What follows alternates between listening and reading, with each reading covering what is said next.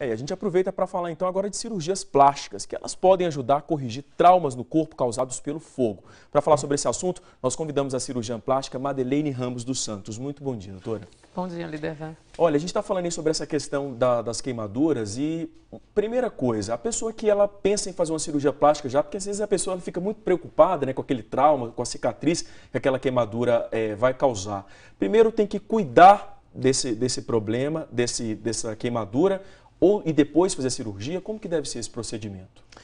Bom dia a todos. Inicialmente, em relação a queimaduras, a gente alerta realmente a população que é um incidente extremamente grave, dependendo das suas proporções, e que, a depender do que aconteça, essa pessoa, esse paciente, pode necessitar de intervenções por um bom tempo, às vezes até por toda a sua vida, né?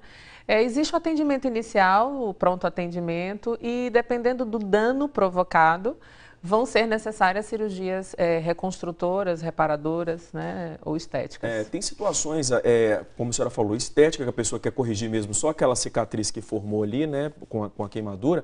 Agora, há casos também de pessoas que, às vezes, pelo grau da queimadura, acabam até perdendo algum tipo de movimento, né, no corpo, justamente por causa da pele ali no local, complica um pouco essa movimentação. Nesse caso, a cirurgia, como que ela deve ser feita? É preciso ser feito algum tipo de enxerto, algum tipo de... para tentar recuperar esse movimento? Até no rosto a gente vê muito, né? Exato.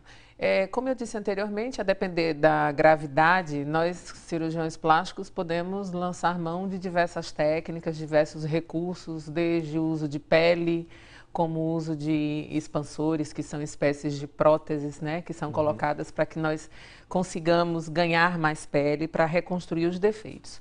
E é nesse sentido que é importante a nossa presença hoje aqui para alertar a população que cirurgia plástica é com o cirurgião plástico, né?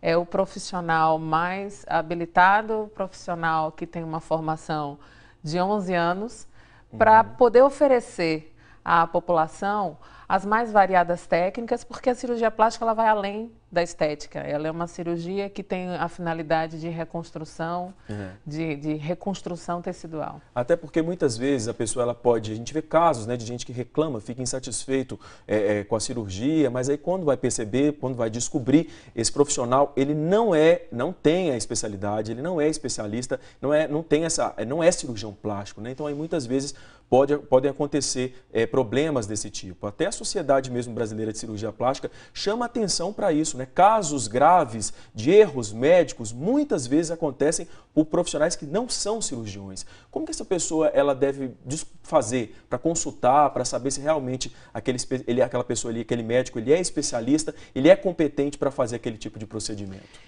Exatamente. Então, nesse sentido, nós, cirurgiões plásticos, e eu aqui estou representando o Dr. Marcelo Pinheiro, presidente da nossa regional, alertar a população que o cirurgião plástico ele é um profissional que tem, no mínimo, 11 anos de formação. Então, além dos 6 anos da medicina, né, da graduação, nós temos mais 2 anos de cirurgia geral, e mais 3 anos totalmente dedicados à formação em cirurgia plástica. Então, para você ter uma ideia, são mais de 14 mil horas de treinamento. E no Brasil, nós temos uma sociedade forte, né? A Sociedade Brasileira de Cirurgia Plástica, com mais de 5 mil associados, considerada, inclusive, uma das maiores associações da especialidade do mundo.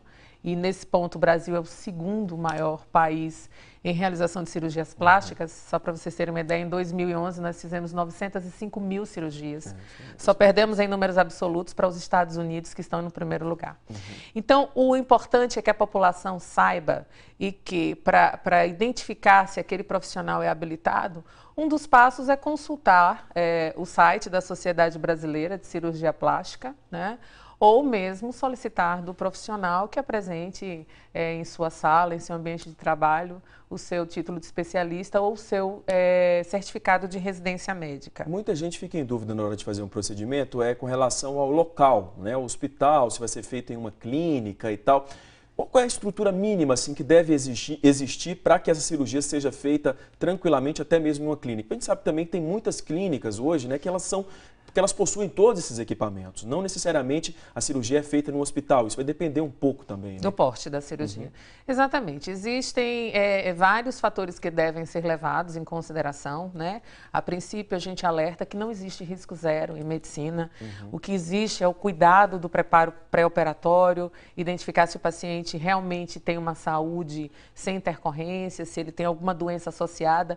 E mesmo tendo uma doença associada, como hipertensão ou diabetes, desde que seja controlada, sem nenhum dano secundário, esse paciente ele não está impossibilitado de ser submetido a uma cirurgia plástica.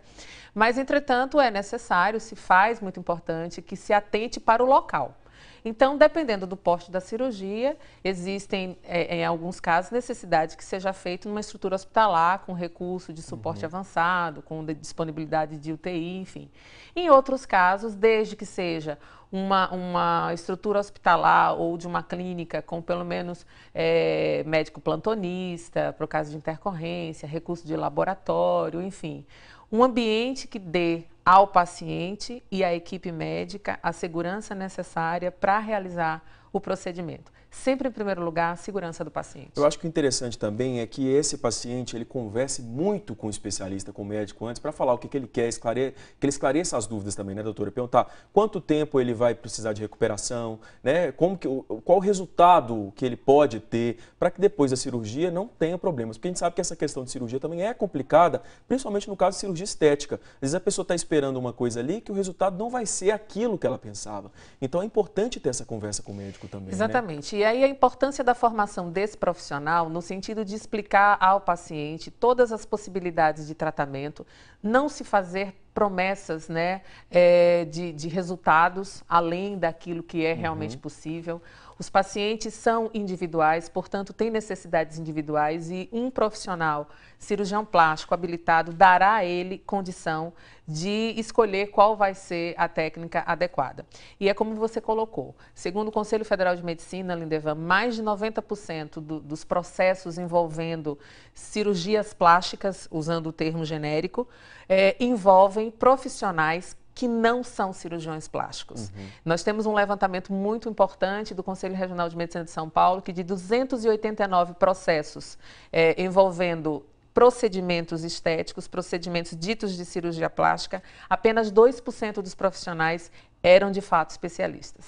Tá certo, doutora. Fica então alerta a todas as pessoas pensando em fazer cirurgia plástica. É interessante consultar, né, e ver, conversar com outras pessoas também que já fizeram, que já consultaram com aquele médico, para no futuro não ter problema também. Em Sergipe, especialmente, nós estamos lançando a campanha de valorização pela especialidade, uma campanha de cunho nacional, mas pioneira.